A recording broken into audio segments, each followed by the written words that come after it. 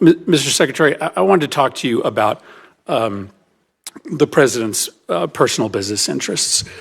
During his first term, he made the decision to not enter into any new business deals during his presidency, that Trump-affiliated businesses would not enter into any foreign business arrangements. And that made sense because obviously it can be confusing for foreign governments to know how to try to win favor with the U.S. government if they have one route, making concessions that are good for U.S. national security, and they also have another route, which is perhaps helping the president's business interests. The president obviously changed that policy, and in this administration, his business interests are announcing new agreements and new investments into those business interests by foreign governments. And I think it stands to reason that creates a real problem for foreign policy, and it creates a problem for foreign governments in which they don't exactly know what the best way is to try to get on good terms with the U.S. government and with the White House. Is it to do what's right for American national security, or might it also be to do a business deal with the President of the United States or the entities that he controls?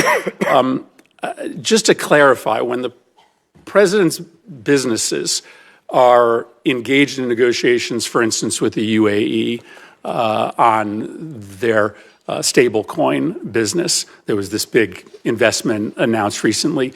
You are not part of those negotiations. Those are being done by the president's family or those representing the president's business. Yeah, I'm not aware the president's involved in managing any business. He's other than the presidency of the United States. His family is allowed to make business deals. They continue to operate the enterprises that his family ran.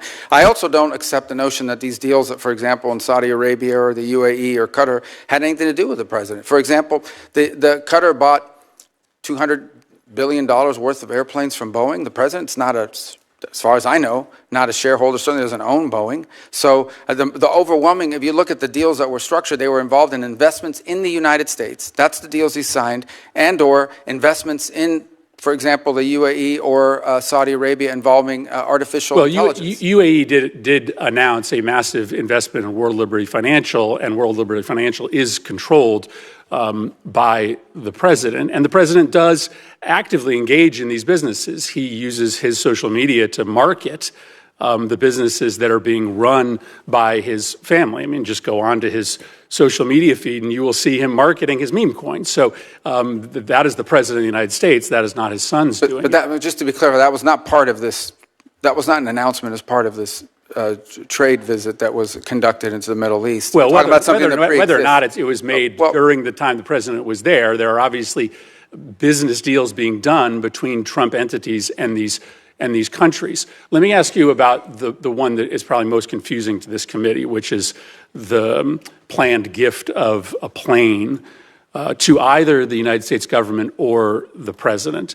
Is it your understanding that this luxury plane that Qatar has offered the president, and the president has announced he is willing to accept, is a gift to the United States government, or is it a gift ultimately to the president himself that he can use in his library? Well, you'd have to talk to the Department of Defense, because this is a replacement or at least a temporary bridge plane for Air Force One, the new Air Force One, which is way off its delivery schedule. And so that would have to be with the Air Force. They operate Air Force One. My understanding of it basically has been from the very beginning that this is a plane that was identified after talking to Boeing about what other planes around the world would fit the bill that are out there that could be used now. They identified the ones the Qataris had as an opportunity for one, and as a result, or the UAE had that as opportunity for one, and that's how that deal was. And it's not your understanding that the plane ultimately will belong to the president or to the president's library after. Well, I'm not involved at that level of it. I've never heard that before. What I've heard is that plane will replace Air Force One, which is an Air Force plane. Because the flag still stands for freedom, and they can't take that away.